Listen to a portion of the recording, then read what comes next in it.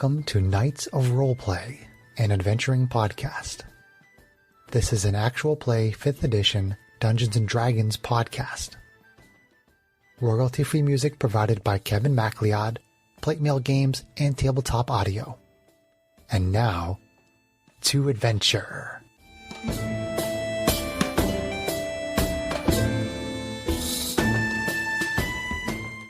Hello and welcome. My name is Chris Buckner. I'm the primary Dungeon Master for Knights of Roleplay and Adventuring podcast. This session was recorded over Zoom, and I'm doing an insert at the beginning because something really got screwed up in Zoom in my mic levels, and so my voice sounds really loud during this session. I don't think it's so disruptive that you can't enjoy the episode, but I wanted to make sure that I made that clear, so let's get into the adventure. As our adventure begins, it is stardate 1110.82. The party is on the elemental plane of water on board the ancient spelljamming vessel known as the Spelljammer. After a brief skirmish with some Sahagin, the party went about exploring the ship. They located a device shaped like a crown that looks similar to those used to pilot the Star Runner and the Sky Coach. Janie has just put the crown on her head. Janie. Your awareness instantly travels throughout the entire ship. You can see every inch of the Spelljammer.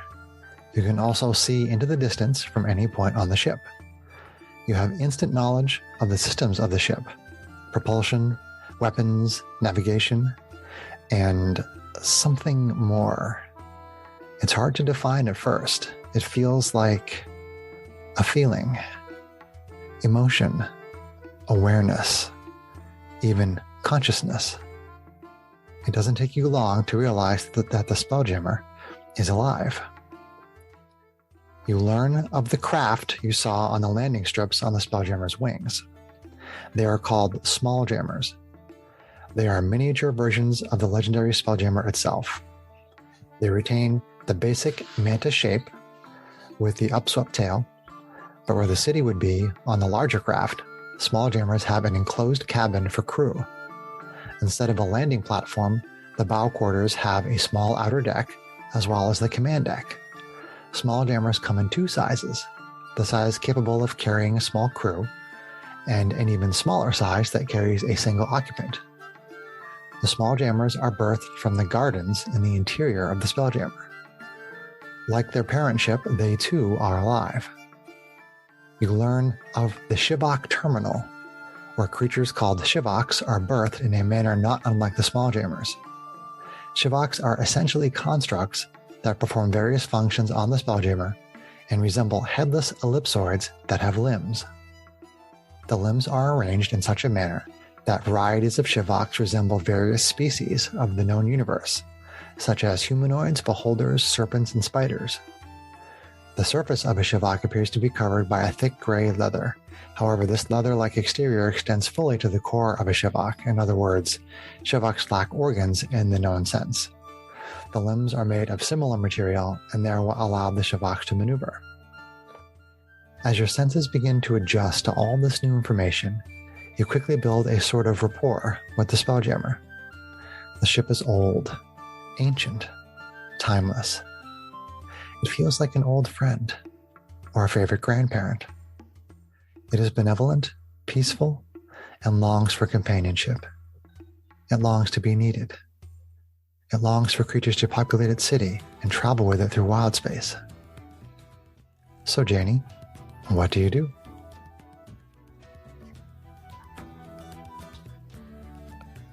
Oh my god. It wants what Janie wants. Somewhere to belong. Quit crying. Can you pilot it or not? Arvine elbow Strax. Oh, what? Like RV knows what she just felt. Neither does Strax. Wow. Just wow. If she just had that reaction and she saw any part of it, she would elbow you for being a punk.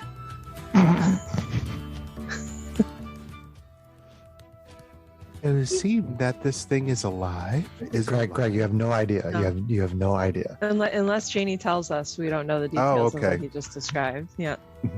That's why didn't- Strax is still just being Strax. So Janie's pretty. I'm imagining she'd be pretty overwhelmed by all of that all at once. But you said that she is adjusting Slowly. slowly.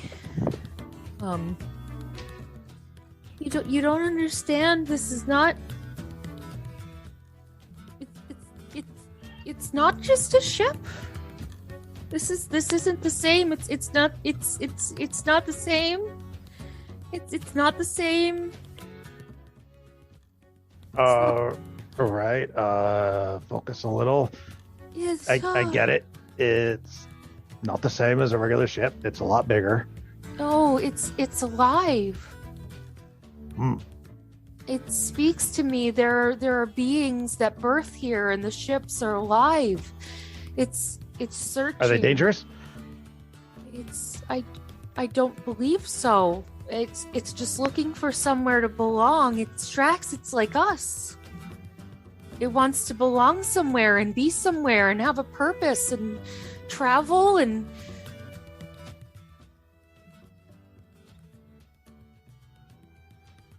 be a home. Well, as long as it doesn't mind us being here, all right. I can. Can I sense that the ship trusts us? What you feel is it's a little hard to pin down. It's not like it's able to talk to you. It's more like emotions. Right. And you feel like in the short time that you have been connected to it, you think, actually, make an insight check with advantage for me. Because Janie does have her psychic Stuff. Hooey Ooey dooey. hooey hooey. Insight. Okay. I don't know. I was thinking that Matisse could use her memory of 1,000 lifetimes because I'm sure certain things have happened that would be Actually, echoes that she can determine. it's actually not a bad idea. Even There's in so this many room, places on this ship, though. being don't the know. captain's quarters, anything that happened here would probably be particularly important. Might be worthy, Matisse, but yeah, go ahead. We don't We'll want do that a to little later. divert So- from what Sarah's doing. The insight check is a dirty 20.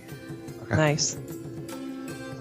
You get a sense that the Spelljammer has a certain level of trust with you because you are in connection with it and you're sharing something on a very personal level with it. You don't think that it is. You don't know how it feels toward the other people that are on the ship, and you're not quite sure how it develops their relationship with whoever is on the ship. Okay. But you have a personal connection to it yourself. You think it probably trusts you at the very least. Okay.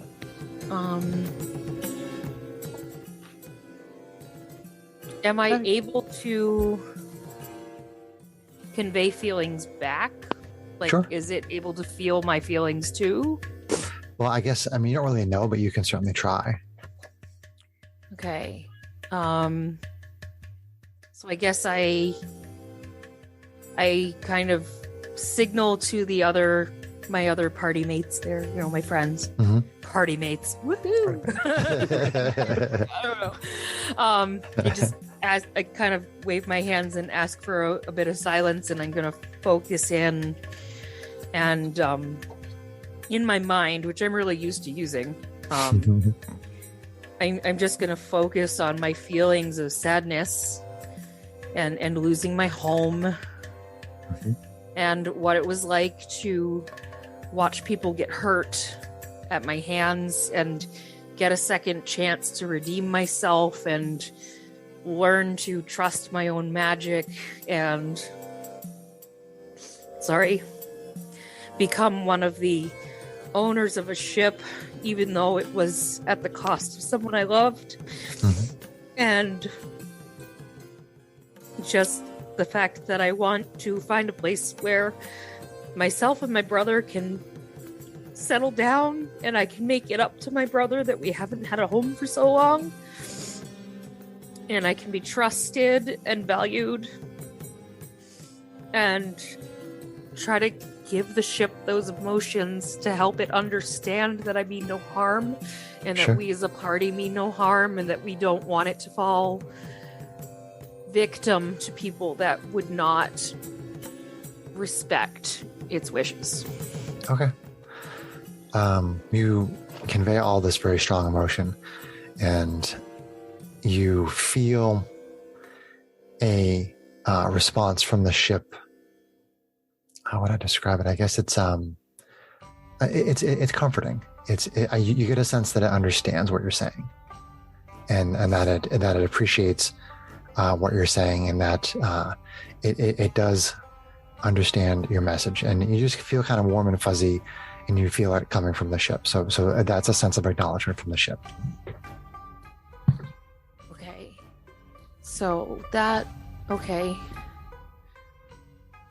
So Janie obviously builds a lot of bonds through mutual understanding. So that was important to her. Yeah, absolutely. At that point, I think she would try to discern if the ship... How would I word it?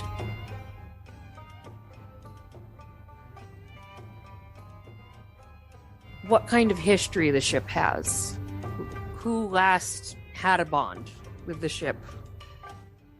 And what kind of trials has it been through in trying to find its forever mate? Captain, I don't know how'd you call that. Sorry, I needed to laugh a bit. I was That's okay. I'm not leaking, you're leaking.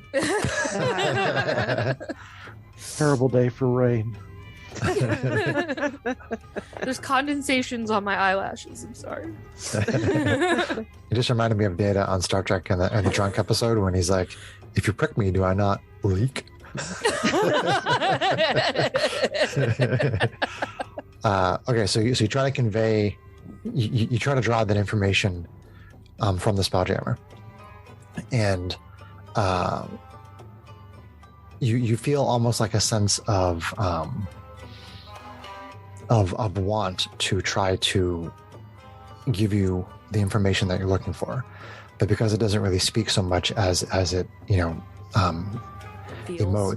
feels and emotes,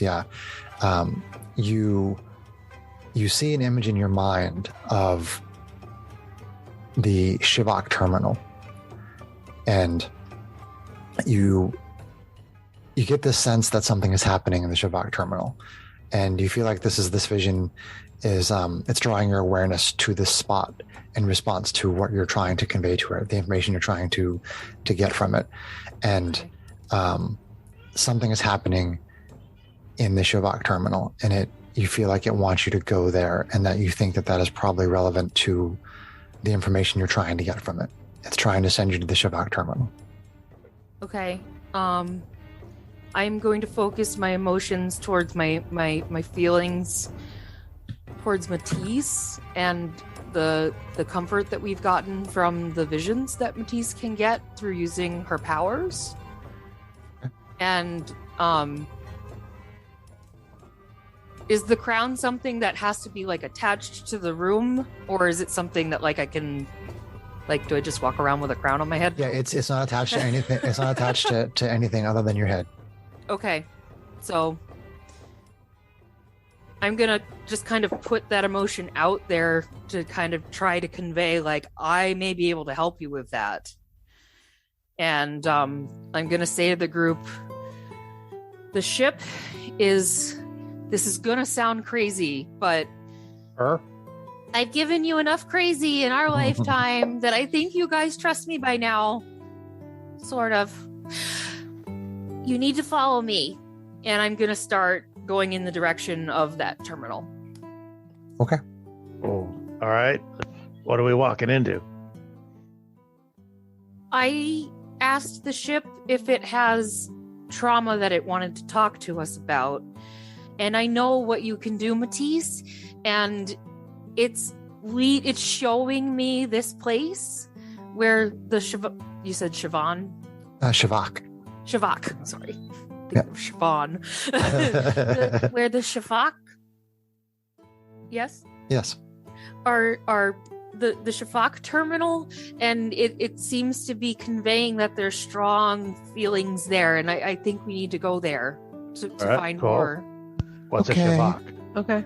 How about Lead that? on, Janie. I'll follow where they're you're the going. beings that inhabit the ship. We haven't seen any. We haven't seen it. Yeah, I wonder. Just trust me, Strax. Can you trust I me? trust you. Let's I go just and want to check know what it I'm out. walking into. Okay, so I you don't head know if I over. trust the ship yet. Yeah. I See- trust the ship. All right.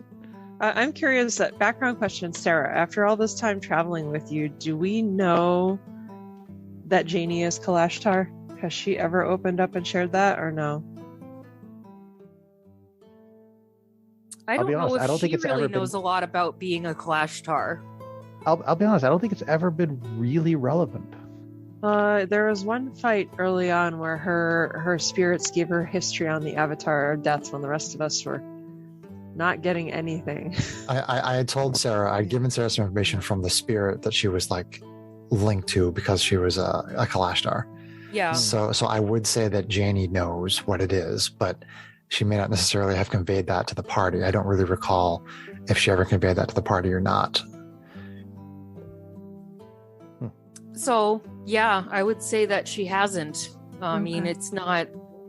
I don't think Janie is the type of person that would focus on that. Okay. Like, I'm this, you know? Yeah, it would just Right. it would inform Yes. how. Hey, I'm white. Did you know I'm white? Wait. You know? She's just like, As- did you know I like to play with fire and I could talk in your mind? Like, that's just kind of like, you know, Yeah. No, I mean, Max as is fuzzy and you're tall and I just wanted you have to wings sometimes, and, you know. shape my questions, which I guess as we're heading to the terminal, Arvine would ask you. So, if the ship has been able to communicate with you, have you been able to share like your history, your goals, and whatnot with it? Is it a two-way connection? It's not the same as what I do with you. It's hard to describe. But you know how Hal described what it's like to Spelljam? Where you can be the eyes and ears of the ship and you are very aware of everything? Mm-hmm. It's that. I can see everywhere. Mm-hmm. But I can feel everything too. So broader, not words necessarily. It's like being connected to another human being. Feel everything. So like, I can feel the all ship of its gets hurt. emotions. You get hurt? Oh, it's an emotional thing. Oh, never mind. I can really, and when I'm thinking about the things that give me strong emotions, it can feel my emotions, and Yeah. it's amazing. I'm Probably just as well curious you put this crown on then. if you're able to Shut up, communicate with Strax. it. I know you hate my emotions, but you have them too. Do not. You do too, you little fuzzy jerk face. Lie, slander, and calumny. I the question I'm leading towards is if you can communicate with it via the crown at such a higher level, can it hear us if we're speaking mentally with you with your gift? I don't know. It could be worth a shot. I think so. I think we should check out the terminal Okay, first, though. well, let's do that first, then we can try that later. Because it's trying to tell us something, and at the very least, if Matisse can see something, then it's talking directly to Matisse. Do I feel like the ship is a she or a he or a they or a? There's no real sense of gender. Okay. Just want to make sure. Sure. So you go over to the Shavak terminal and you're standing outside the terminal. So what do you do? So is it like a door, the terminal as in a place, or terminal as in like a panel? It's basically a building, Okay. it's a building, and there's basically a set of doors in front of you, and you're kind of standing in front of this building in the city part of the ship, and this is apparently where the Shavaks are constructed inside this building. Okay. Any windows or anything that we can see in? No, there's no windows. No. All right. Well, Our Arvine perceptifies. Can she hear anything that sounds off? Like anything that looks off? What is your passive? I know it's really high. 24. 20 something, I think. right? 20 something. Okay. I think it's 24. Yeah, So 24. you can hear. It's hard to hear, but you can definitely hear like a very low sound of things like mechanical, like moving around, and like electrical sounds, metal sounds, occasional banging sounds, and it's all very low, but it's coming from inside the Shivak terminal, like something is moving around, and stuff is happening inside the terminal. Okay. Does anything look off about the door itself or the doors? No, it just seems like things out of line, damage. Nope. Nope. Okay. It's I can hear machine noises very faintly inside, but I don't see anything else that seems strange. well, if it's some kind of manufacturing, that would make sense. All right. SDO1, you take point. All right, and I go up and open the door and peek inside. Okay, there is a panel on the right, which looks to be a panel to open the door. Oh, it's open or closed. There's no opening up a No little windows. bit and looking. Correct. Yep. Basically, you activate this panel, and it looks like it's a set of double doors that are going to slide open. Star Trek door noises. All right, SDO1, stand in front of the door and guard. And so I set SDO1 in front of the doors and press the panel. Okay. So the panel opens up, and you see what basically looks like some kind of a really high-tech factory on the inside of this building. And there are a series of like pods like all around inside this building, and it looks like there are like different parts all over the walls and different things used in construction and whatnot, and like some of the machinery is working around this one pod, and the pods are basically like translucent, and so you can see like all this light and stuff like that inside this pod, but you can't see what's actually inside of it. You see sort of like a vague shadow of like some kind of an object that is in it. Mm-hmm. And it appears like maybe something is being constructed inside that pod. Don't see any creatures, just basically the machinery working on the pod. Correct. Okay.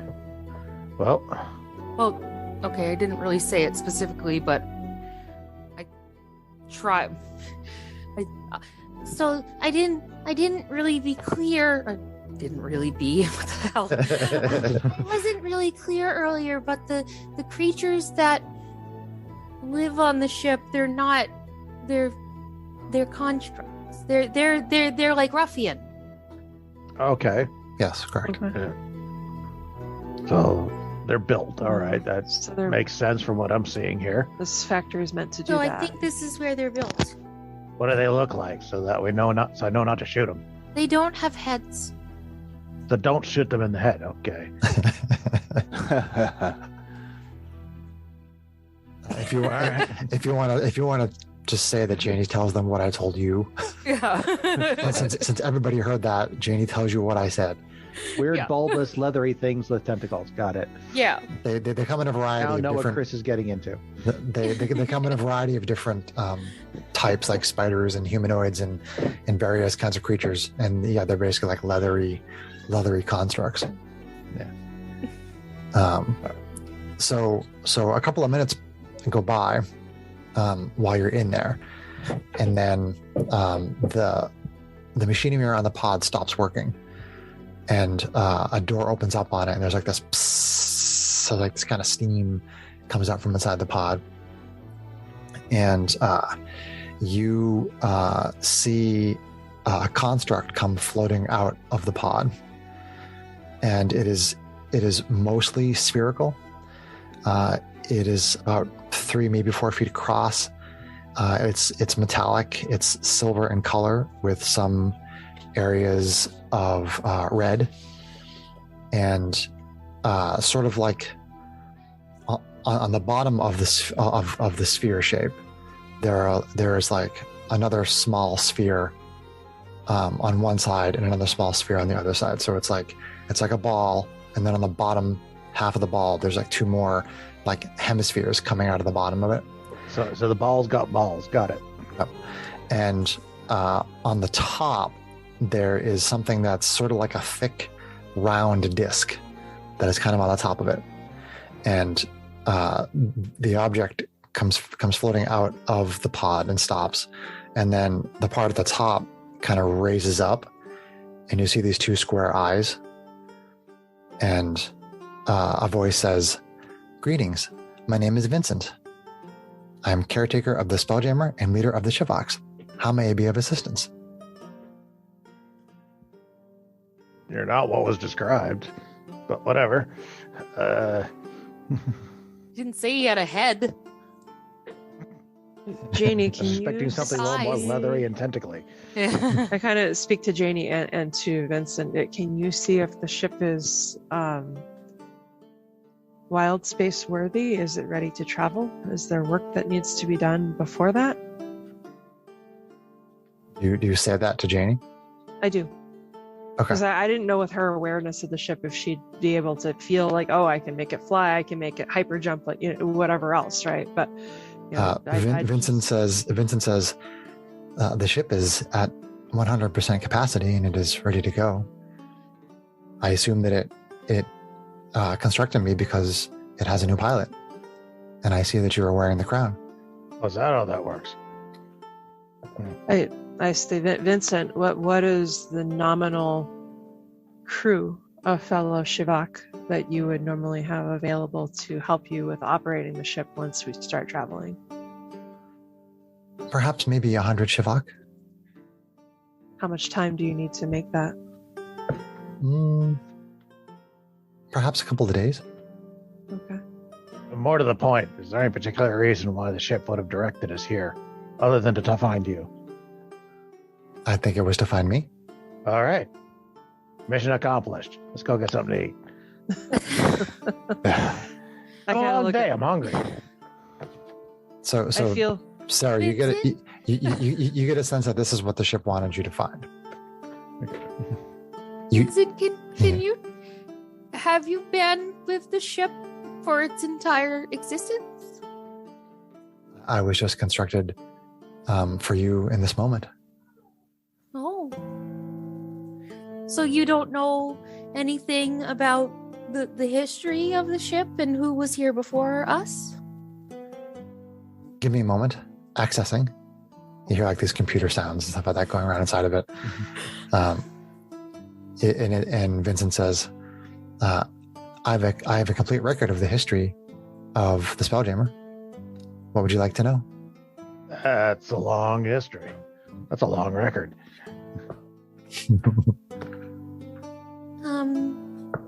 What kind of information in the history is there on... Oh boy. Wars. Wars. Accessing. Here's some computer sounds. Vincent essentially, he goes into a story where he tells you about the fact that over the millennia upon millennia that the ship has been around, that it has been taken over by mind flayers and beholders, and every imaginable race you could think of has had a ruling position on the ship at one time or another. And you hear about some beholders, basically, usually they are very isolated, and they think that they're the most important beholder in the whole world, and they want to kill other beholders. And he tells you a story about there being a population of them on the ship that eventually wind up fighting each other and killing each other. And That's how it ended up empty. yeah, essentially. I love it. Of course it was beholders. Of course. But I mean, that was just one period in its history. You know, I mean, he tells you a couple more series of things about like when the Mind Flayers controlled it, and when they had the Gith as slaves, which is the Gith Yankee and the Gith Zirai, when they had them as slaves on the ship at one point. And it talks about basically how like a war broke out between the Gith and the Mind Flayers, which led to eventually the ship once again being alone. Vincent, he's basically going back in history to what is the most relevant, because he tells you that he could be sitting here for like the next 100 years telling you about all of this. But essentially, like going the furthest back in time, it was the Beholders, and then the next closest one was the Mind Flayers and the Gith. And then the most recent one, the way he describes it to you, the map that you have from Jorn's laboratory, when he's describing it, it's obvious that the population that was here in the most recent civilization is what Jorn was able to track in his map. And he tells you that population on the ship was wiped out by a magical sickness that came onto the ship, and everybody died from a magical sickness. Do we need to observe any quarantine protocols or anything here? Vincent says, no, that was more than 2,000 years ago, and there's no reason to be concerned. Pathogens last that long. All right. Do you have any idea what point on the ship that illness originated at? Or are your logs that detailed? Accessing. No. I was trying to find a good. Arvine would want to know why, and she would figure that if we knew a more detailed location, that perhaps Matisse's vision could fill in where the logs don't have the info. I don't think explaining to him why is going to change his answer. Well, more to the immediate issue is that most of the people, it sounds like at least most of the recent peoples that have populated the ship, ended up dying by either wiping themselves out or some kind of disease freak accident. Right. It's not like they took the ship off to battle and everybody died. More's the pity.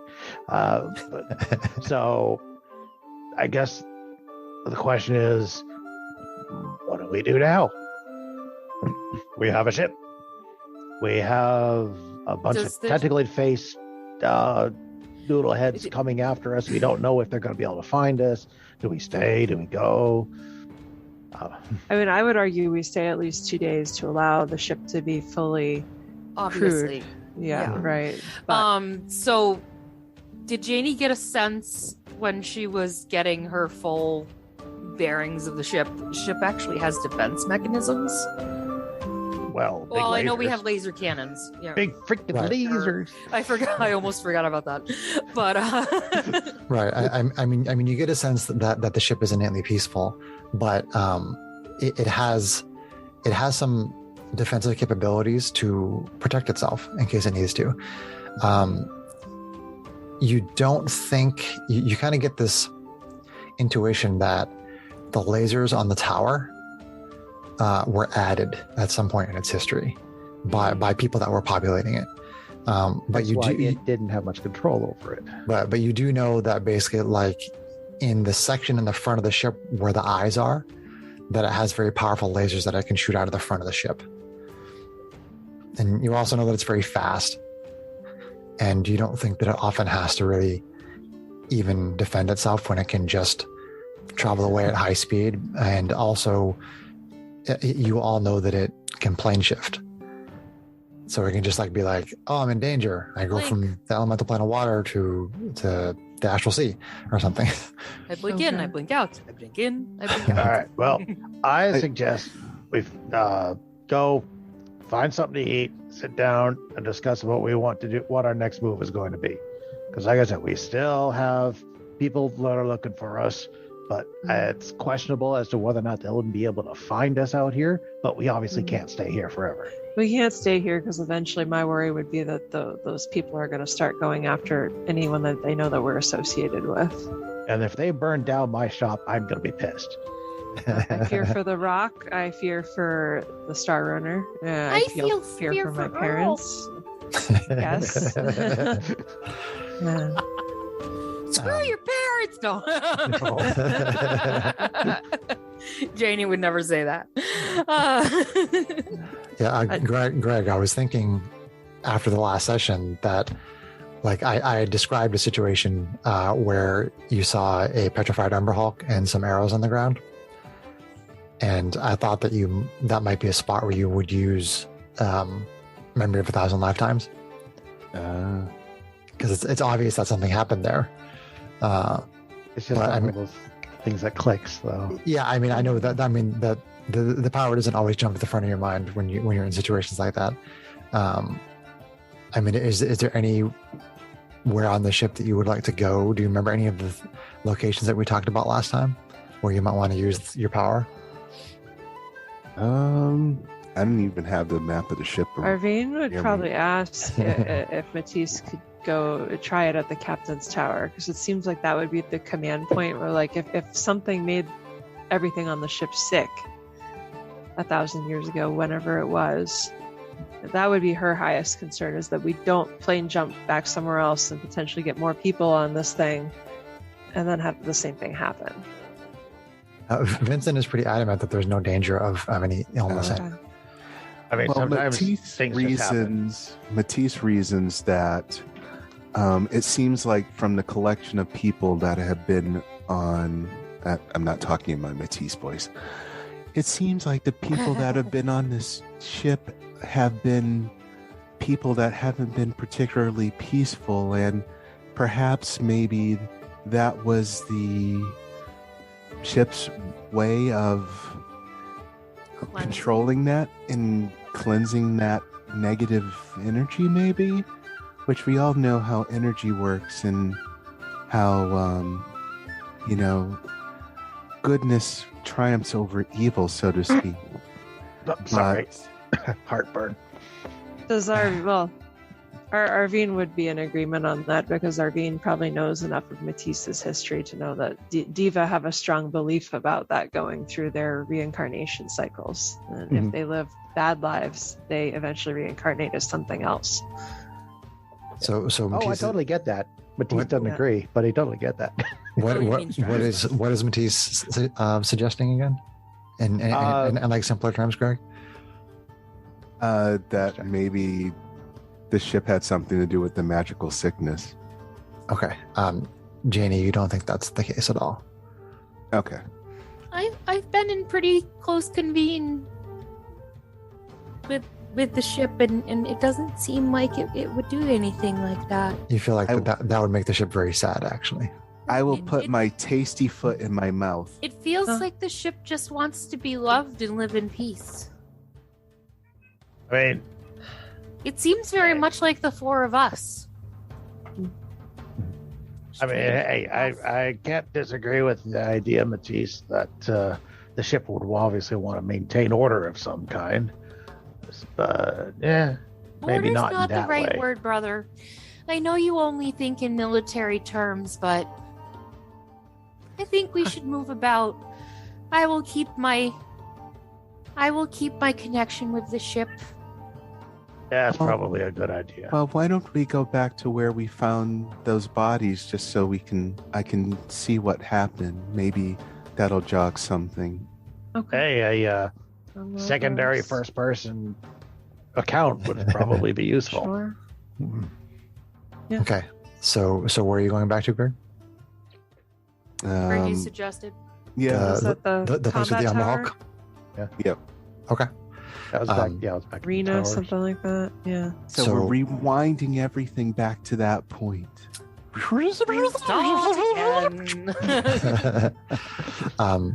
So Matisse casts her awareness back into time, and you see a battle with a Medusa, and with a bunch of who is it that uses the Umber Hulks? I think it's the Dugar. We'll just say that, sure. Yeah. It's the Dugar dwarves, and Evil they little have dwarves. yeah. You're the- wrong. You just triggered our first hate mail. Hate mail. Well, I'm going to say that the Duergar, in this instance, were using Umber Hulks, regardless of whether that is canon or not. And And it is what you say it is. and they were basically trying to fight off this Medusa, and they had an Umber Hulk with them, and the Medusa uses a bow and arrow as well as its petrifying gaze, and it essentially the Duergar were smart enough to avoid the gaze of the Medusa and eventually take it down, but the Umber Hulk is not all that bright.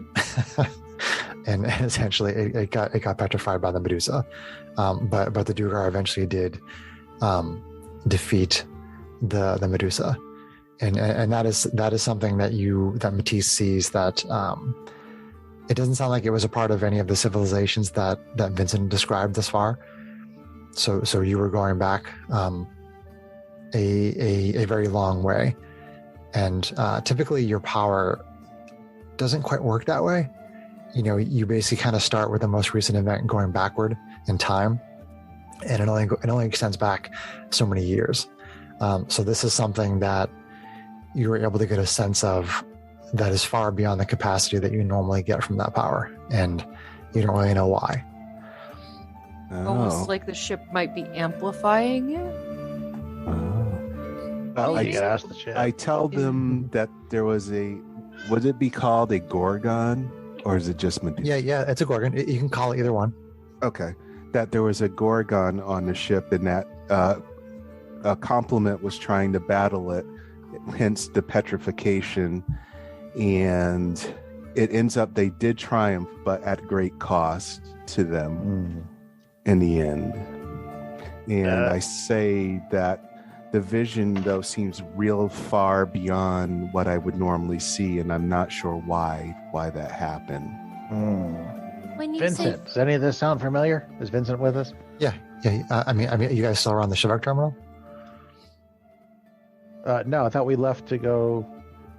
Go We to left this the terminal. spot. We go went to to the the spot. combat Oh, I'm sorry. Yeah, you went there. Yeah. I mean, we can say that Vincent went with you, but I mean, he needs to go and start the process of the Shabbat construction at some point. But we can say he's there right now. Sure. Yeah. All right. Does any of that sound familiar there, Vincent? Accessing. We really need him to confirm Matisse is never wrong. No, I'm just wondering how long ago it was. He says yes. That is in my memory record. That happened approximately 6,000 years ago. 6,000. Okay, there've been a few people on here Whoa. since then. So, whatever it was is not is probably not something lingering around we need to worry about. And I will tell you that I do not see that far in the past. No, you don't. No, that's a bit of a Making record. your for you. power much more directed than it normally is, Matisse. 6,000 years is an awful long time. You've never looked that far back, have you? No, No. not ever in my time of living. Janie, can you ask the ship if I- it's amplifying Matisse's powers? Was trying to find a way to word it.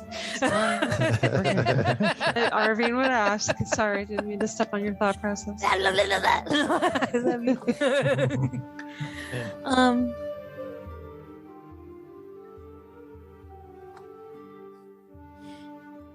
It seems to me,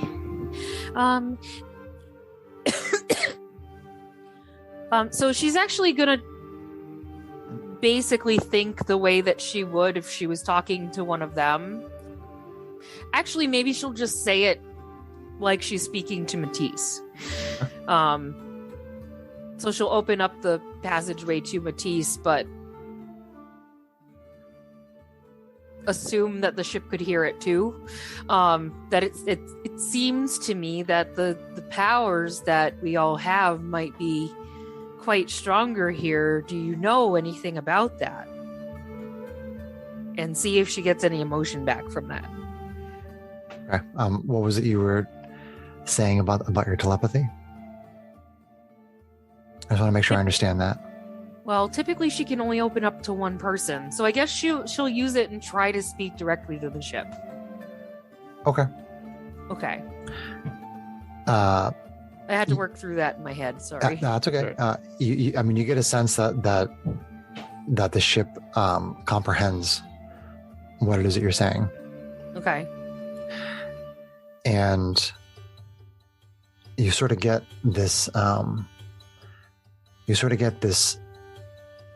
Again, it's kind of like this warm feeling of acknowledgement, where I can't really come right out and say it, but it is a positive feeling of emotion that you believe is the ship communicating that yes, what Matisse is experiencing has something to do with the ship. Is it is it because Matisse's abilities are connected to emotions? Do you run on emotions? Again, you kind of get the warm feeling of confirmation. Matisse, I think because your abilities are tied to such strong emotions, and you're looking back based on emotions, the ship is able to amplify it. Oh, that is I've never in my life have experienced anything like that. That is very incredible, to say the least. The ship is incredible. You're pretty sure that wouldn't work if he was off the ship, but Yeah. Well, Matisse would think that herself. She'd be like, Yeah. I don't see how that would be possible. you could like take an hour every day to like look back into the history of the ship. Yeah, it's like 5 minutes for every 100 years back or something, right? Something like that. But Spell. yeah, but now it's all skewed because of the Spelljammer. Yeah. I'm just gonna reach into my pack and pull out some rations and eat them. Drax is getting hungry. Seriously, Hangry. dude? Yes. Drax is hangry. At this point, I'm tired. What of is the waiting ship for all of feeling you. about Strax being such a curmudgeonly, obnoxious man The ship's He's just gonna kick hungry. him off. and being rude? How rude. Or does the ship like that Janie loves her brother so much? Again, direct communication is hard. It's hard to always know. Right. I just like this connection with the ship. Okay. I just found the folding boat in my inventory, and I had to delete it. Yeah. The floating boat is gone. The folding, the floating boat, the folding boat. That was utterly destroyed. I'm still sore about that, Chris. Anyway, well, back on the ranch. Yeah. While we're eating, Janie, I've got another question. Like, if you have awareness of all the creatures on the ship, then does it give you a means to communicate with things where you wouldn't normally share a language? I Kind of don't know. like Hal can speak to any of us, right? If we're on the Star Runner. You're sure that you can speak to anybody on the ship like you do Our on the tied up Sauhagen friend, who now we could finally figure out if they were just here for a joyride or yeah. yeah. Also forgot about him. If we're I about was to still leave this carrying plane, him. You left and him it was alive? just a joyride. Oh Yeah, no, we're still I'm not- carrying him. Arvine is not a fan of executions for no reason, so she would I not think let you like. I think Matisse is still carrying him. She would try to sneak the poor I thing think out she and set is. it free before Yes. she'd let people just kill it. My shoulder. I is don't know. I could killing try, and I'll do whatever I've figured out I can do, and see if I can talk to it. me. I pour some water on it to wake it up. You're trying to verbally communicate with the Sahagin? Yeah. Okay. What do you say to the Sahagin? Excuse me. Can you understand me now? It looks a little bit confused at first, and it speaks in this sort of warbly, broken common, and it says to you, yes, I can, but nobody hears that except for you. The rest of you hear Sahagin. But Janie, yeah, you hear a somewhat distorted, warbly common say to you, yes, I can understand. Whoa. I'm sorry about your friends. We just don't like being shot at. Push buttons. Beam go everywhere. Yeah, I like pushing buttons too. Sometimes I blow things up. Can I go to water? Oh. How did you end up here? Exploring surface, water, see big ship. Curious. Is the water usually your home? Do you just live here? In water, yes. In the water? Yes. Will you cause any trouble if we let you go? Not to inhabitants of ship. Okay. I'm sorry that we hurt any of your friends. It is way of nature. Oh. I'm sorry. All right, so we're gonna have to kill him now. No, he's fine. He just wants to go back home. They came here accidentally, just looking around. Wanted to play with lasers. You can understand that. Yeah. Yeah. Either way, I've put him down, so he's down. Okay, so he's on the ground tied up. So Arvine asks, yeah, she waits to see what you did. I escort him over to the water and use Fireball? That's terrible. Why would you do that? no, I don't use fireball. Do you use scissors? Scissors to cut?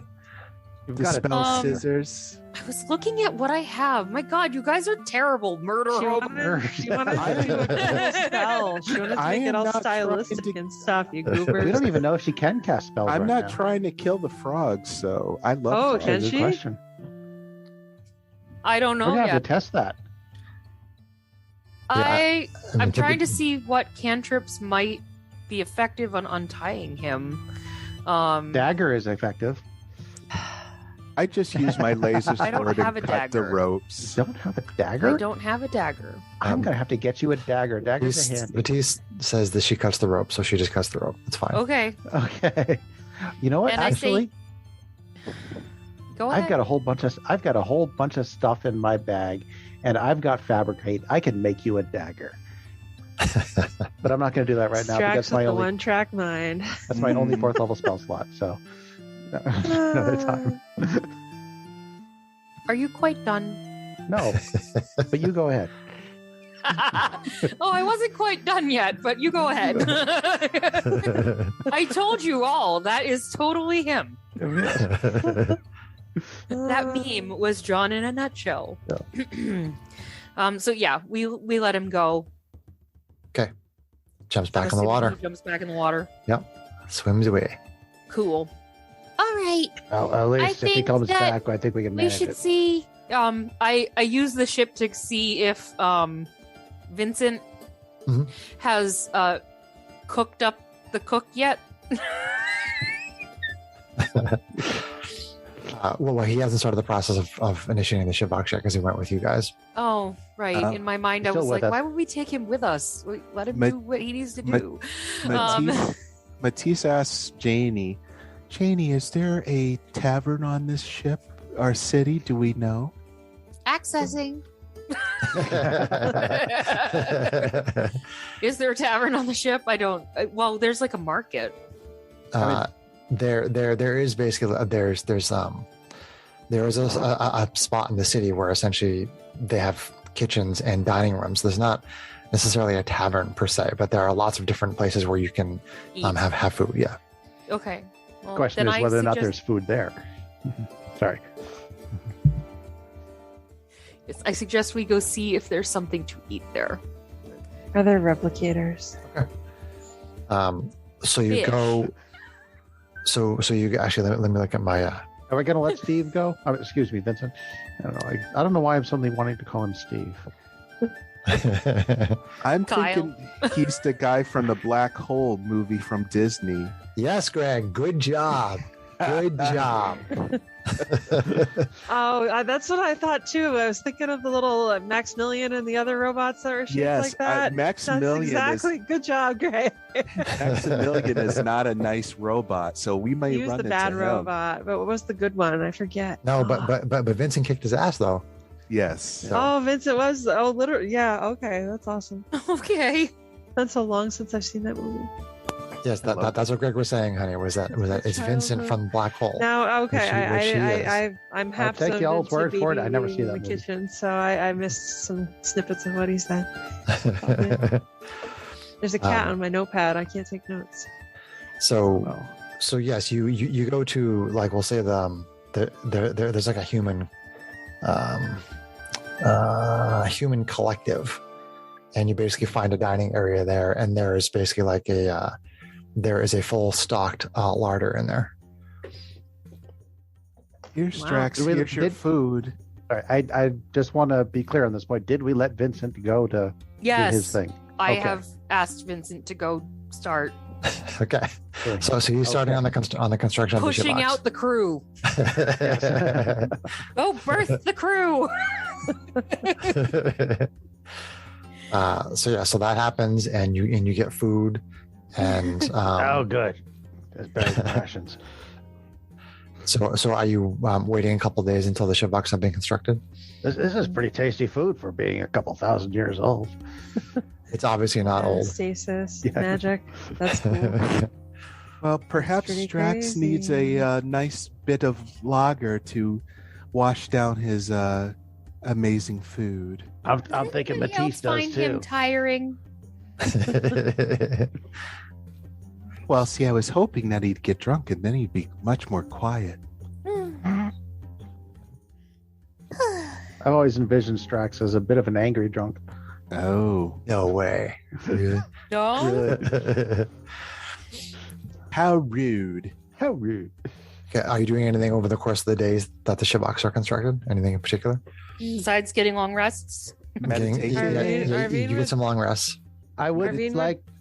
Go ahead, Strax. Go ahead. I was going to say, I would, of course, be concerned as to whether or not Janie could actually cast any of her leveled spells. So I would test that at some point. Janie, do you test Yeah. that? I would like to test my spellcasting ability, yes, with Okay. the crown on. Okay. It is very similar to what you've experienced on the Star Runner and the Sky Coach, which is that you don't have access to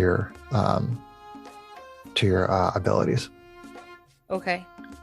Even cantrips? Cantrips you do. Just cantrips. Yeah. And recover that last level of exhaustion, by the way.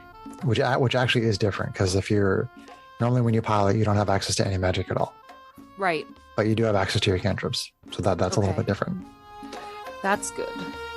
And I yes, like our exhaustion will be gone. Yeah, your exhaustion will be gone. Yep. Okay, good.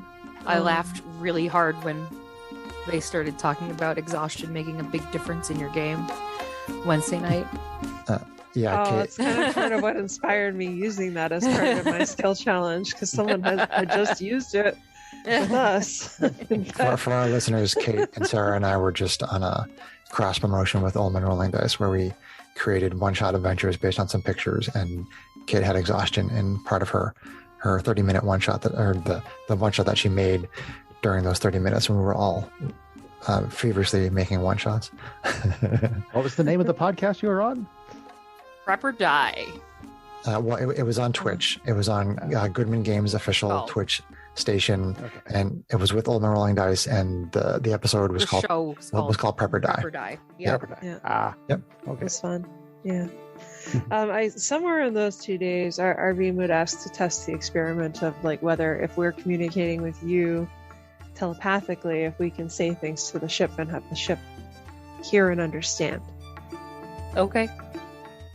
And Matisse would also try to see if she could also make some kind of connection with the ship. Not, to say as Janie with the crown, but I think all of us in our way want to try to assure the ship that we're not enemies, if that makes sense. Well, I mean, you get a pretty good sense from Janie that that over the course of the couple of days that the ship doesn't feel any danger from any of you. Yeah. And what was it that you were trying to do, Janie and Arvine, with the telepathic communication? Arvine was trying to discern if she talks to me telepathically, if the ship will hear it. Yeah, I would ask Janie to let me speak telepathically with her. And so the two of you talk back and forth using Janie's telepathy. I would actually talk to Janie, but I would actually be talking to the ship, and I would try to say, hello, ship. I don't know if you have a name other than the Spelljammer. It's nice to meet you. And then just try to see if Janie gets any response that indicates that the ship could hear that or understand, because it's going into her mind.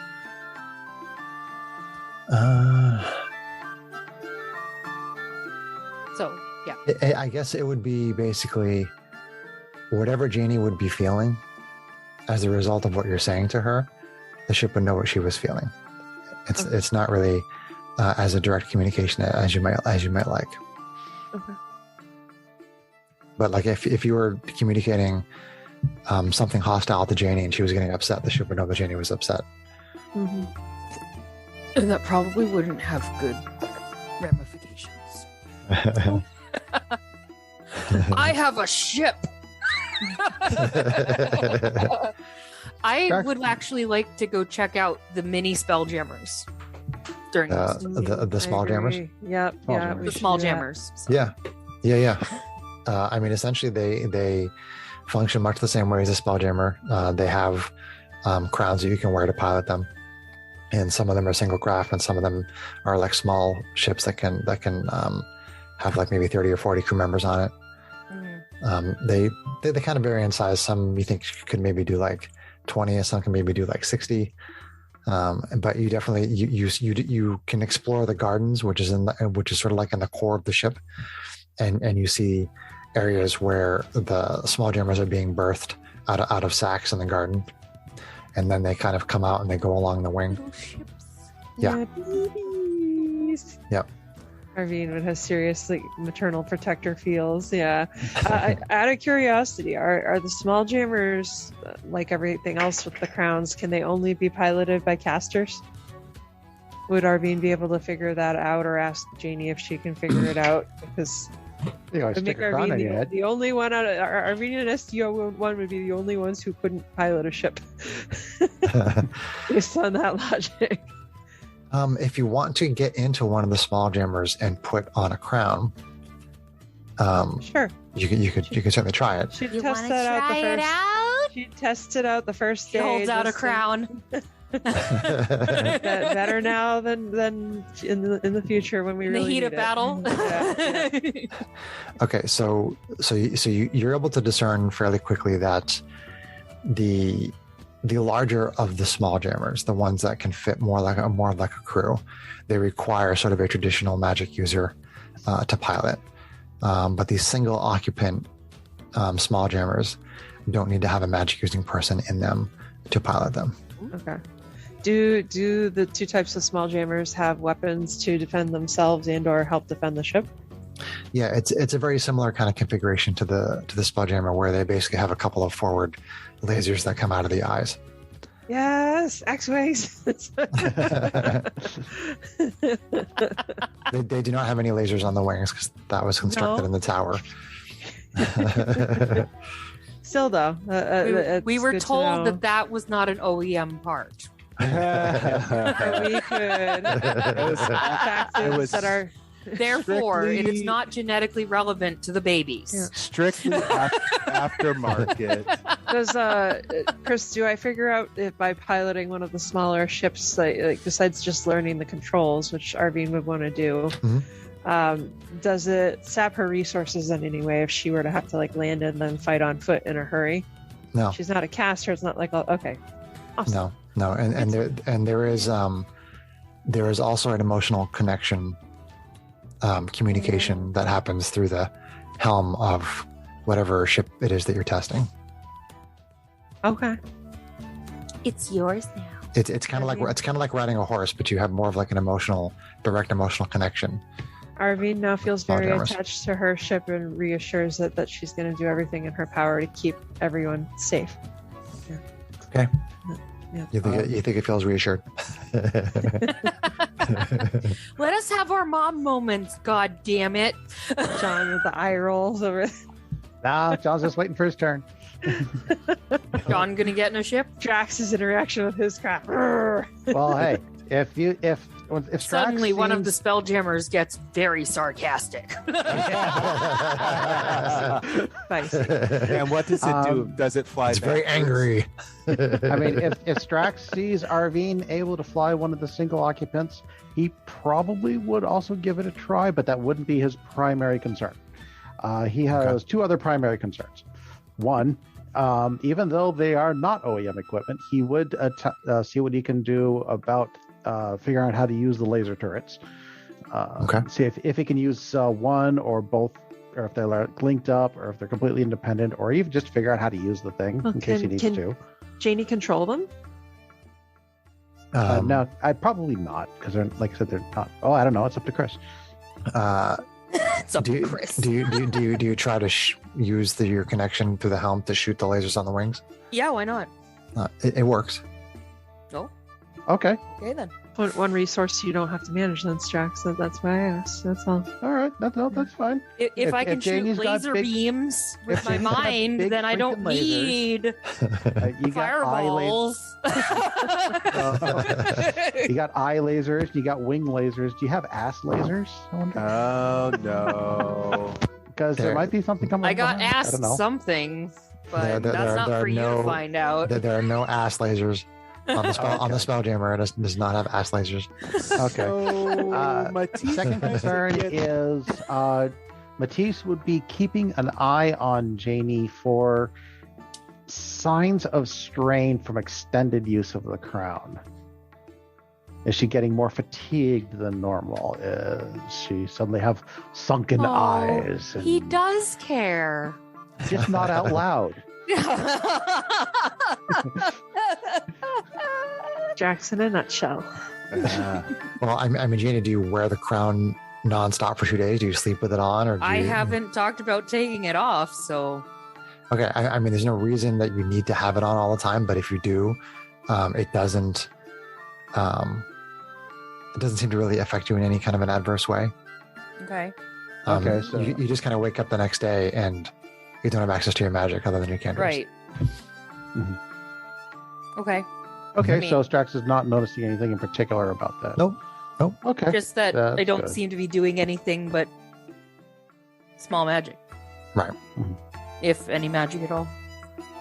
Which, since Strax knows how regular spelljammers work, Doesn't Probably seem wouldn't off to surprise you. Yeah. no. I mean, he's curious, since we're on the spelljammer, if there would be any information about how spelljammer information got leaked out into, the regular spelljammer technology. But it would be low priority to just figuring out the general, making sure everybody's that the ship is safe. Yeah, I mean, in the couple days that you're there, it's obvious that everything that Janie said is true. That it is a benevolent creature. It wants to peacefully coexist with the people that are living on the ship, and it's dealt with a great deal of loss over the eons, with all the civilizations that came and went, and it always longs just to have like a group of people to take care of it and to take care of Each other. of each other. Mhm. Yeah. Yeah. Some symbiotic relationship. Okay. Ooh, symbiotic.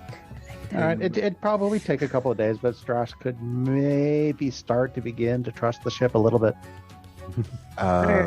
Matisse is talking to the party about the crew of the Star Runner and how maybe we should be trying to figure out and find them so that they could be on the ship too if they chose to, as Yeah. well as, finding out what's going on in the larger outside world of where we are. I would assume that the crew of the ship would I be beg able your to pardon? live here, no problem with us. I That's would- if they choose to. if they choose to. Because we do still have a mission to finish, which is Right. to hopefully rid ourselves of the Illithid Empire. The Starrunner crew is currently at Garanoth, where you guys went into the portal to Sigil, and you told them to basically, stay within like a couple of days of the planet and keep coming back. So as far as you know, that's where they are. They're still at that planet. So we'll probably we should probably go pick them up at some point. Patrolling in that area. I agree. I would want to double check with Vincent that it is possible for a regular spelljamming ship to dock on Spelljammer. Yeah, absolutely. The ship is large enough that, essentially, it's very comparable to the size of the Rock of Brawl, Okay. and it has the landing strips where the small jammers are. There aren't so many of them that they take up the entire thing. I mean, you could have like a fleet of ships from Yeah, I just outside. didn't know if they're like only constructed to hold small jammers or like. No. It's a pretty generic landing strip. I mean, any ship can come and dock there. Okay, cool. Um, Good. It's Janie, free docking. Arvine would ask you if, given the power of travel that the Spelljammer has, do you have any ability with your senses to detect other things in other planes now? Like, if you wanted to jump us, to the location of the Star Runner, could you have it seek it out and find it? Janie thinks that if she did some sort of combination of either speaking out loud to the ship or putting the imagery in her head, that she could convey a destination for the ship to go. You're pretty sure that you could do that. I mean, not just a destination, but an object, or say the Star Runner that could be at different points depending on where it is. Because we told the Star Runner to go on a random patrol and stop back through that one planet every. Well, I'm not week. going to be able to see exactly where it is because I don't know right now. Right. She can't tell the Spelljammer to An go to exact the Star Runner, and it's going to go Okay. there. Okay, that's what I wanted to clarify, because I didn't know if that was. It has a lot of power that's far beyond the scope of what we would normally see. So that's why Arvine wanted to. Well, I mean, to be clear, the way the plane shift spell works, which in this particular instance, where you are now to go to where the Star Runner is, you could specify something like, you could tell the Spelljammer, I want to leave the elemental plane of water. I want to go to wild space in the prime material plane, to the location of the Star Runner. And the way the plane shift spell works is it would put you somewhere in proximity to the destination. You could also see the planet Garanath on the prime material plane in wild space, and it would put you in approximation to there. Now, once you're on the prime material plane, and you want to go somewhere, it doesn't plane shift. Plane shift only works from one plane to another. Okay. I'm asking because we've encountered some powers that are different and beyond that, and that Arvine would also be thinking of Galmor, the arcane who we met. Yeah. And how he left us with a device that wherever we were, if we activated it, he would be able to transport you back to that specific pad. Yeah, but it would still work no matter where we were, which is this is a little bit of a different flavor. Okay, all right. Just trying to see if the Spelljammer had any power that was comparable to that, I guess. And it sounds like it's a little different. So thank you for clarifying. Yeah, it doesn't work the same way. Okay. Can the small jammers plane shift? They cannot. Oh, darn. That would have been useful. Oh, well. All right. Good.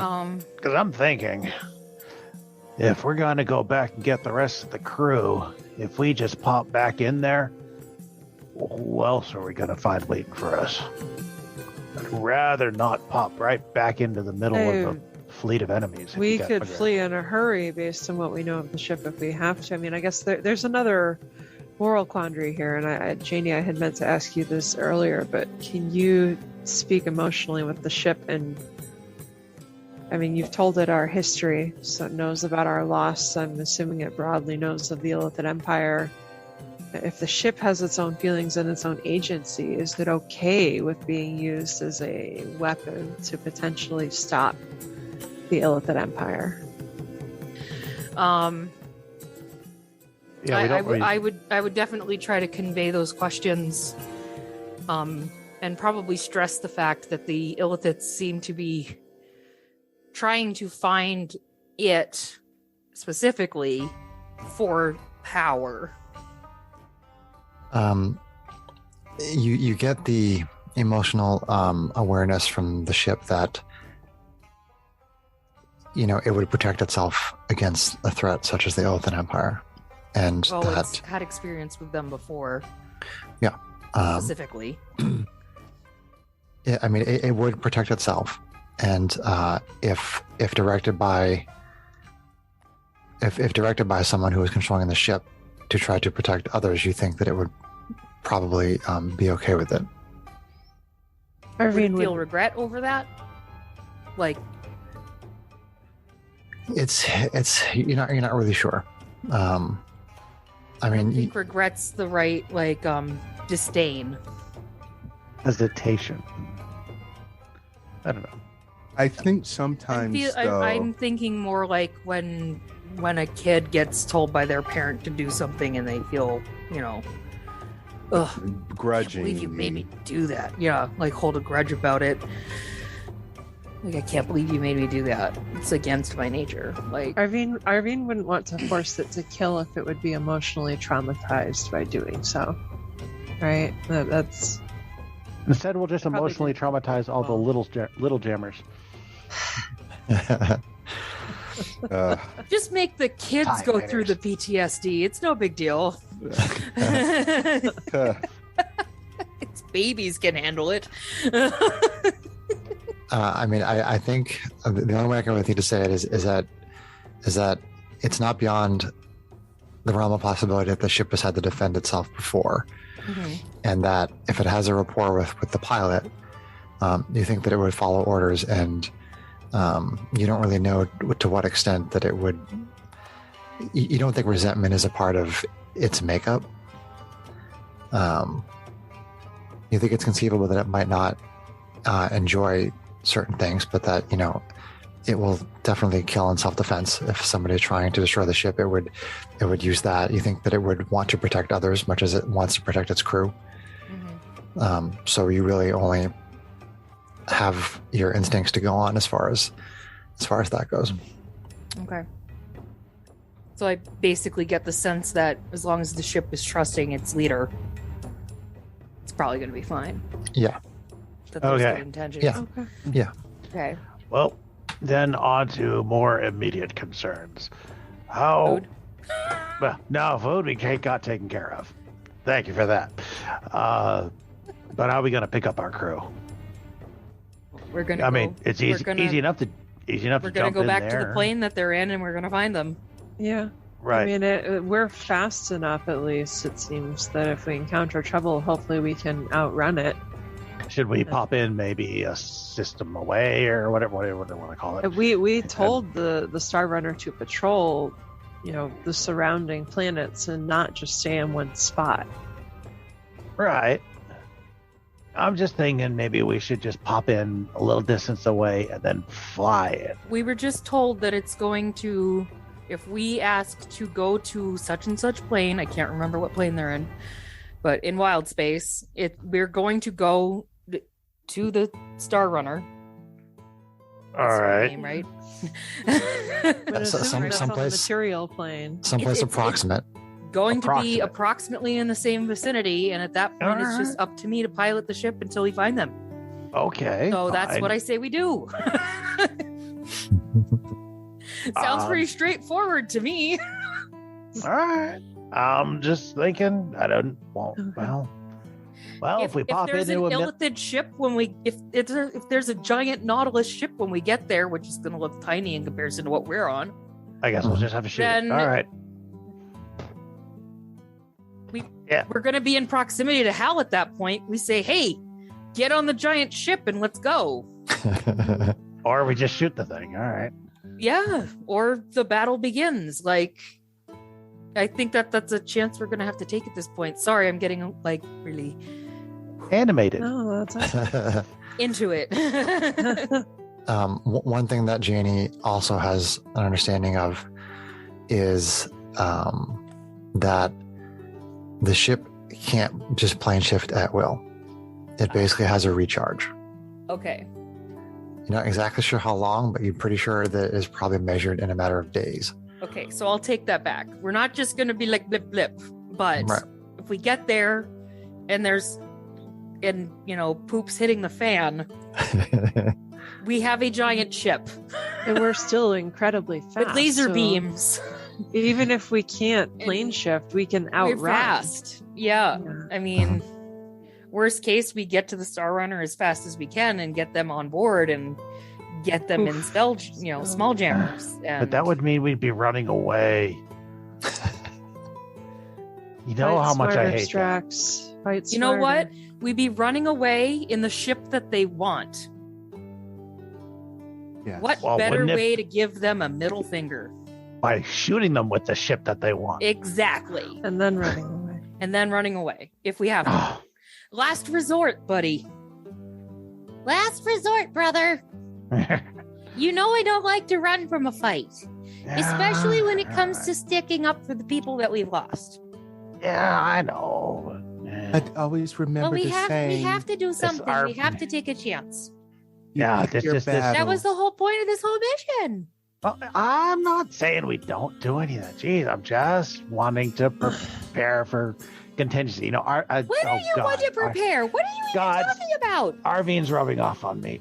Let's just go before it gets worse. That's the nicest thing you've ever said about me, Strax. Oh, I gotta go take a bath. I'll be right back.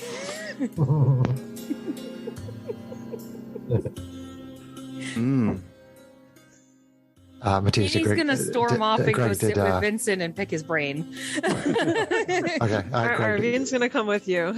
Greg, does Matisse have anything he wants to say?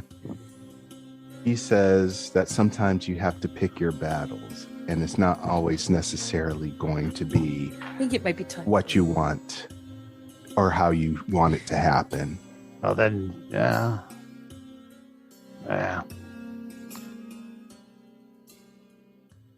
Is We Steve wanna- ready to go? Not Steve. Gosh.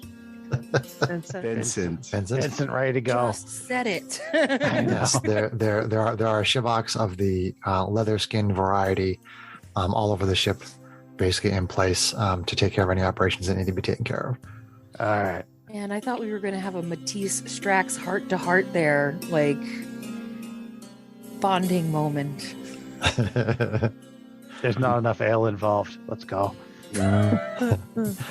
Matisse can teach you a lot, buddy. He's Thousand lived a long lifetimes. time. So Sarah, Janie learns from Vincent that basically the ship needs a week to recharge from the plane shift. Okay. And Do so we what's the plan? And approximately how, based on how fast we can go, Mhm. how quickly could we go from, like, just distance-wise? Like, it took us multiple months to get from the Rock of Brawl to where we were Right, when we plane, left right. portals and blah, blah, blah. Right. Like, with the speed of the ship, like, what's the difference in time? Does that make sense? Yeah, if you want to discuss it with Vincent, he can also try to approximate it based on his knowledge base. Mm-hmm. And essentially what he tells you is he believes that the Spelljammer moves at probably a little bit more than twice the speed of the fastest conventional Spelljammer ship. Okay. We'll be looking at a few weeks. And how is that in comparison to a Nautilus? It's definitely, it's at least twice as fast. Monkey wrench. No, it's at least twice as fast. That was a Kate question. I'm sorry. No, Arvine would be asking Strax, or she probably would have already. In the last few days, have you been trying to shelter us or as much of the ship from detection with your Mordenkainen spell? Or no? My I'm skull just is curious if nowhere that's near something big that you enough. would. Yeah, you can. Whole It's city. something like 100 feet, but it's probably not enough. Yeah. The That's city's not much. multiple Yeah. miles. Right.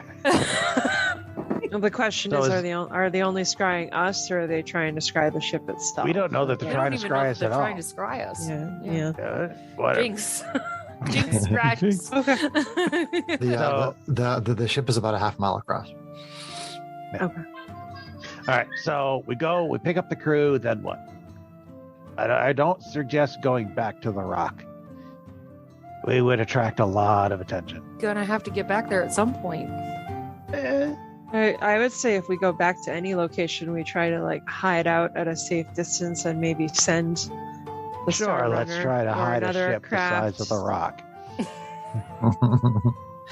It looks like a giant manta ray asteroid. We're gonna hide.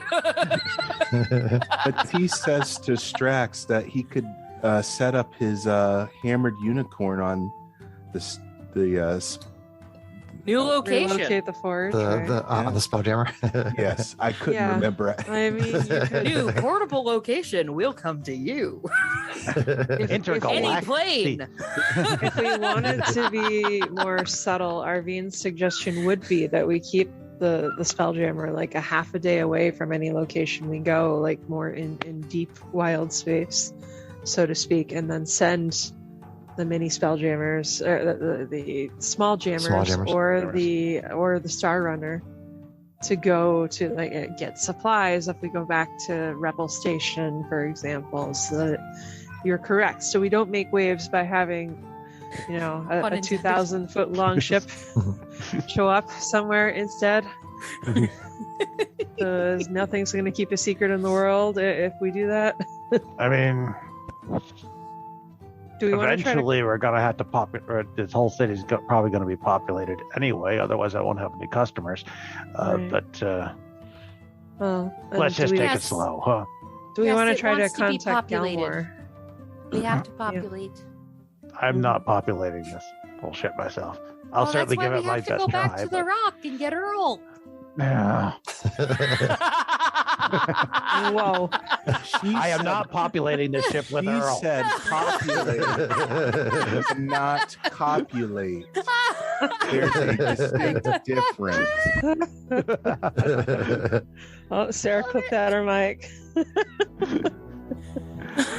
All right. Nice. All right. Let's go get the crew. They've waited long enough. Populate, copulate, two different things. Okay, so Janie, you're asking the ship to plane shift to the Star Runner on the prime material plane. Yes. So Let's hope we don't smash the ship. there is like this low sort of hum that comes from the entire ship, and you can kind of feel like this mild vibrating in the ship, and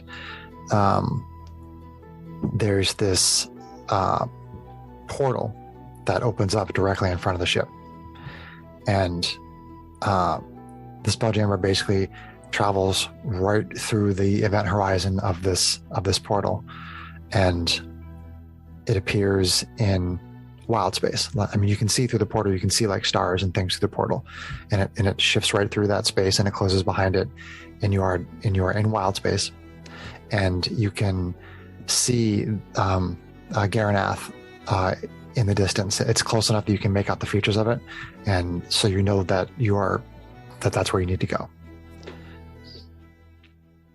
All right. Well, Janie, can you find the Star Runner? I'm gonna start flying towards the planet. Okay.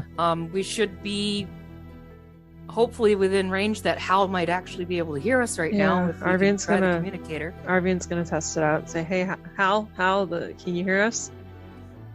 You don't get anything yet. Okay. Okay. But you basically you pilot the ship, the Spelljammer, over to Garanath. At the moment, you don't see the ship in orbit. You don't see it anywhere in proximity, but you told it to patrol around the area, so it might just not be right around the planet right at this particular point in time. You keep trying the communicator? I do. Okay. Do we notice any sinister shellfish? No, you don't. No Nautilus. Okay. So it takes about 15 minutes of you basically periodically trying the communicator. And then you hear Hal's voice. Yes, Arvine? She's so calm. He hasn't heard from us in what, like weeks? Arvin says we're back in orbit on Garanath, and we have something to show you that I think you're all gonna like. Where are you guys on the Star Runner? We are on a patrol. It will take us about 20 minutes to get back to the planet. All right, come on back then. Don't forget to give them docking orders. Yeah.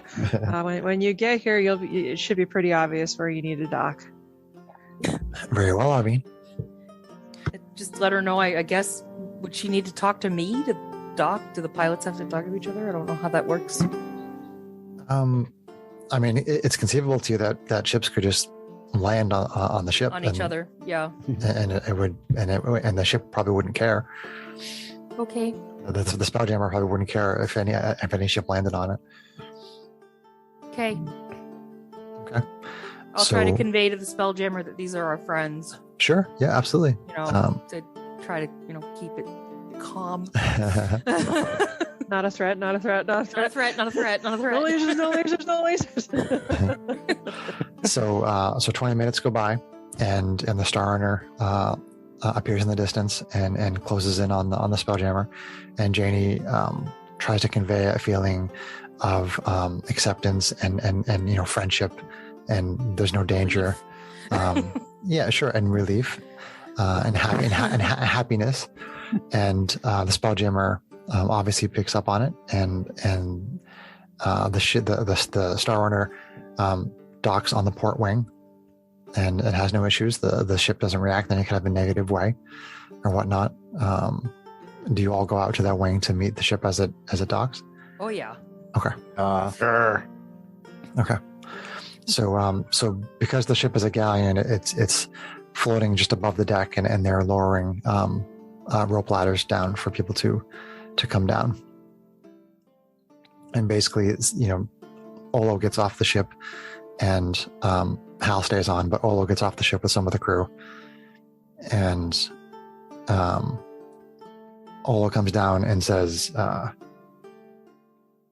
"Whoa, what is this?" Shore leave. Come on. Arvin. Can the rest of the crew come on board? Absolutely. Okay. So he signals back to the crew. There are still people up on the deck, and basically people start filing off the ship, and Hal comes off the ship once she is told that it's okay to do so. So essentially, the entire crew is pretty amazed by what they're seeing. And the people that haven't heard the legends are very quickly filled in on it. I'd probably say maybe a third of the crew kind of has an idea of what the ship is, and the other 2/3 just think it's a really, really, really big ship. But this is a really big ship. Yeah. Damn. So it doesn't take long for everybody to be filled in on what's happening, and the people that have heard the legends are just completely blown away by what is happening right now. The ones that are hearing it for the first time think it's pretty cool. But Hal in particular is just completely amazed by what she's saying. Beside herself. Yeah, she can't believe that she's standing on the Spelljammer right now. It's just beyond her, and she actually crack her facade.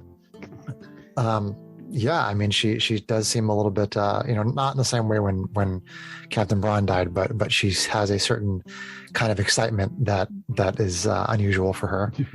How old Is is she Hal? Jelly Yo? She's an elf. How I'm old wearing the is crown. she? Is she jelly? Hal's about 120. Okay. Which really isn't that old for an elf, but No, she's a kid still practically. Yeah. We never did look at the captain's quarters or anything. So do we know who? no, you guys went through the whole ship. Okay. You guys went through the We entire were there. ship. We didn't do the memories thing there, but Yeah, I mean, you guys are there for 2 days, and Janie can see every inch of the ship by putting the crown on, and you guys could have explored the whole ship on those 2 days. Nothing else popped out as anything of consequence. No. Okay. No, you have a pretty good lay of the land, and Joran's map is surprisingly accurate from the last civilization that was there. Well, this is shore leave, right? Let's show everybody where the taverns are. Hey, Chris, to make sure I'm not forgetting, did we have a tool that would allow us just to communicate with Gelmor, or was it only the device that would be a beacon so that we could teleport to him? It's just a beacon. Yeah. Okay, all right. So we don't really do that. But Hal does ask about the crown, Jenny. She asks, of course. If it's the same as what you experienced when she was teaching you how to pilot the Star Runner. I would probably pull her into like private quarters and give her a full rundown of the similarities and differences and what it's like, and the rapport with the ship, and probably even discuss with her, if it would be better for me to keep doing what I've been doing, or if we think it would be better for her to take over, or kind of discuss those things. Yeah, I mean, she's ready and willing and somewhat eager to pilot the Spelljammer, but she's not gonna take it off my head. No. Mutiny! Janie at this point would be hesitant because she's developed such a rapport. Yeah. Bond. But the ship trusts somebody else. Become so bonded with the ship. So you think that I mean, not to try to take anything away from Janie, but you think the ship will bond with anybody who's not like an evil bastard. What if Hal's the double agent? Oh well, nope. It's a pretty good test. Wear the crown. Yeah, I mean, you probably think that like when the mind flayers, when the illithids were in control of the ship, you probably think that it wasn't all that happy at that time. Oh, probably not. Why would it be? Yeah, but I mean, the relationship that Janie has with the Spelljammer is just like, the Spelljammer is now your friend, and you have a relationship with it. So if Hal piloted it, Hal would become a friend. But my relationship with you is different than my relationship with John. So you would both be friends with the ship if that was the case. Yeah. Okay. I'm glad to hear that. By the way, I was worried. Yeah, I like Sarah. I don't like John. So there we go. Now I feel better. It's just that he wants to touch your butt, John. He doesn't want to touch. No, not really. I want to touch your booty. Anyway, yeah, okay. So probably after enough discussion and drinks, talking over the science and schematics or whatever you want to call it with magic spell jamming stuff. Yeah. Janie would probably agree to let Hal take over. Okay. To at least experiment it out, feel it out, see how the ship feels about it. Yeah. And she based on all the information that you gave her, she suggests maybe staying like another day in orbit around the planet so she can kind of get to know the ship a little bit. And sure. Develop a relationship with it. So if everybody's cool with that, you will stay another day. Yeah, Strax is just as happy not having Janie seeing what the crew is doing all the time anyway. Yeah, so Janie has to get Earl on the ship and then look at him when he's in the shower. She's seen it all. She's already seen what's under the fur. It's fine. Have we not implied that enough? Like, come on. I think that's wishful thinking on Janie's part, I think. I know. I have a severe boo face. Come on. Anyway, I've got the rest of the crew. We're going drinking. There's a tavern. I warned the crew, try not to break anything. We want to give them a tour of the city and let them know that this could be their home And eventually. introduce them to the constructs. Yeah. I think they'll be more appreciative of the idea when they're half drunk. Yeah, I mean, over the course of the day, I mean, you guys get some food and you get some drink, and there are definitely some people that think it's really cool and they drink a little bit too much, and people are having a good time over the course of that day. And Hal kind of gets accustomed to the ship, and she basically tells Janie that she has some sort of a rapport with the ship at this point, Yeah. and the crew has spent that entire day basically looking around the ship and talking with each other and listening to what you were saying about the idea of possibly having this as some kind of like, a larger base of operations or something, or like a larger ship to roam the galaxy in. I mean, the possibilities are just kind of staggering, and people aren't sure what to do exactly, but they're excited to be here and they trust all of you as the leaders of the Star Runner. And of course they trust Hal and Olo as well. So that day goes by and everything is good. So essentially, you tell me what you want to do at the end of that. I have a question for you, because Arvine would probably think about this as far as tactics, even within the first day of having everyone there. How many of the small jammers are there, both the bigger ones and the little ones? There's right now there's about a dozen of the smaller variety of the small jammer. Okay. And there is about 6 of the slightly larger ones that can hold the crew. Okay. So Arvine would probably convene with Strax and Matisse to try to figure out who among the crew might be capable of training so that they can help to pilot those craft in the event that we needed to defend the ship on a larger scale. Get the Air Force in motion. Basically, yeah, identify people who we could have in squadrons with us and the small ones. I know we have some casters like Ruffian who could potentially pilot the larger craft along with you guys, depending on whether, so. Well, essentially, happy to help lead up a fighter squadron with the little guys because she can't pilot the bigger ones. Let's let people settle in first. Okay. But it's not a bad idea. You guys could have a Oh.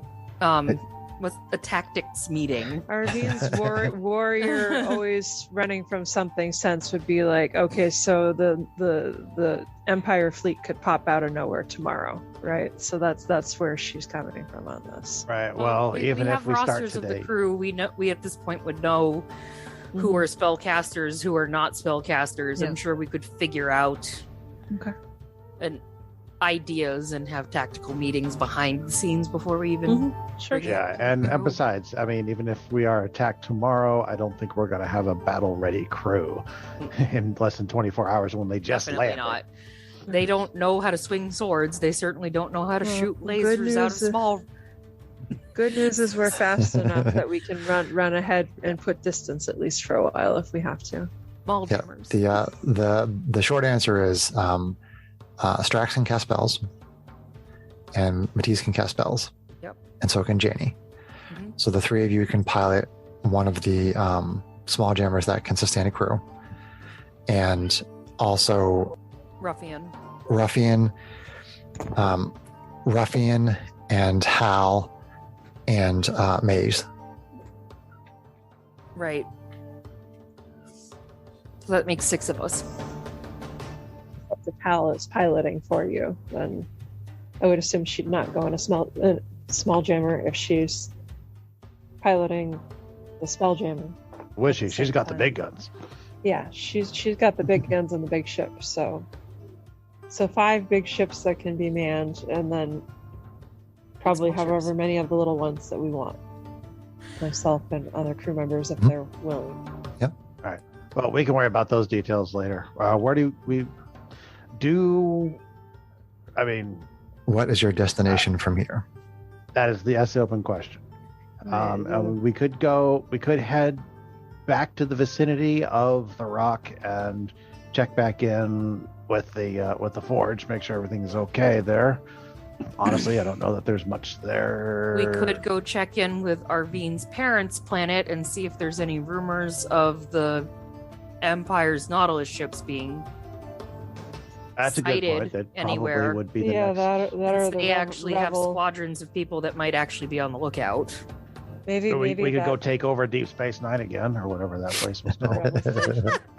I would think about Rebel Station, but from a standpoint of less people finding out that we have this giant ship that's really obvious. I kind of lean towards the parents' planet too, because we know they've been going to Rebel Station, so hopefully they've been party to Gathering the rumor intel. mill, right? Well, they know that we're looking for them. Yeah, Illithids, like yeah. that we're They knew that they were Worried looking about for them. us, so they'd So- probably be keeping ears out, and hopefully anybody who's gone through Rebel Station has a good chance to hear, oh my gosh, the whole fleet attacked the rock, right? Like that's Right. what I'm worried about.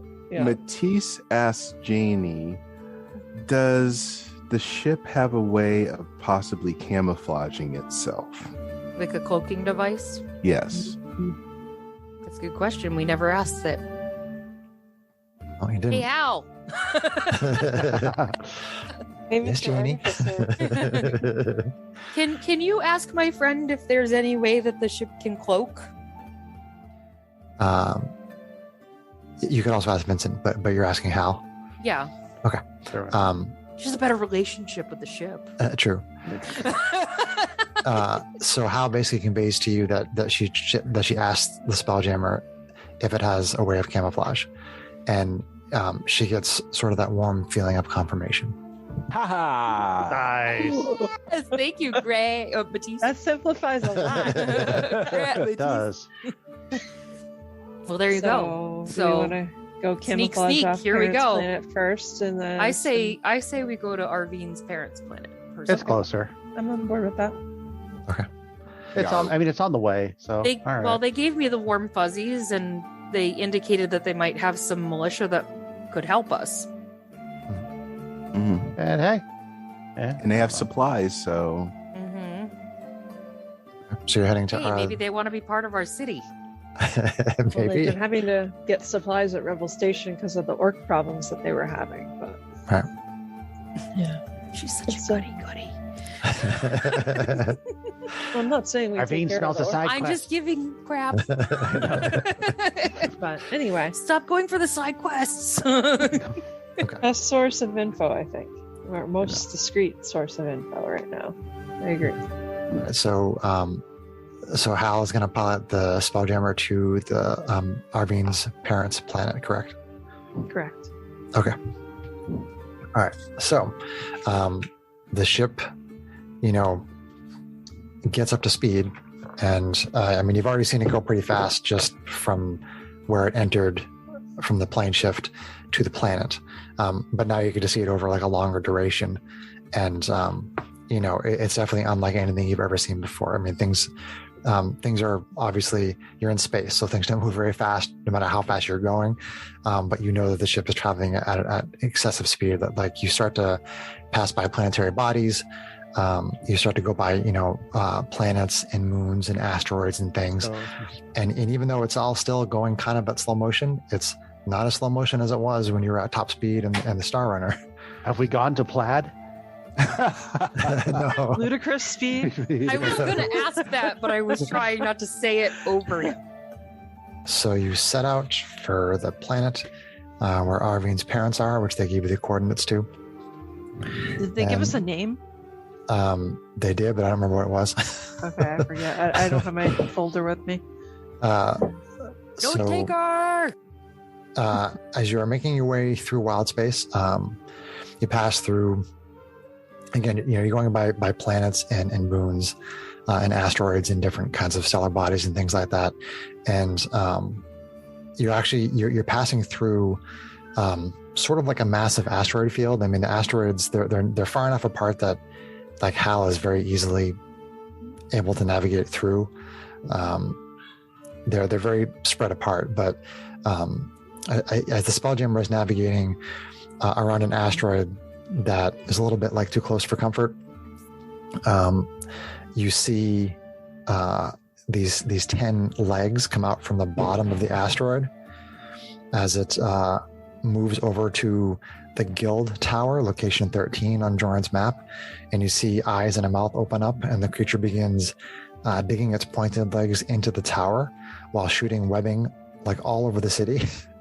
And Oh. like warning lights start flashing all over the Spelljammer, and you hear this like loud continuous alert sound, And you hear Hal's voice come over the ambient, just like on the Starrunner, and she says, "Something is attacking the ship. What is that?"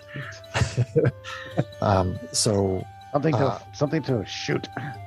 Yeah. Oh no. So this giant sort of like, asteroid spider is latching on to that tower and is setting off webs like all over the ship, all over the city. And that is where we will end for this session. Oh, no. Giant spider splooging all over the city. Cliffhanger. It's like, is it one of the towers with the laser beam? Just shoot the laser beam. It's not. It's actually right in between the two. So the lasers can start shooting. It's the like thing. alarm, alarm. Alert. An annoying sound. Let's say goodnight to the listeners. Okay. Hi, listeners. Good night, Have a good listeners. night.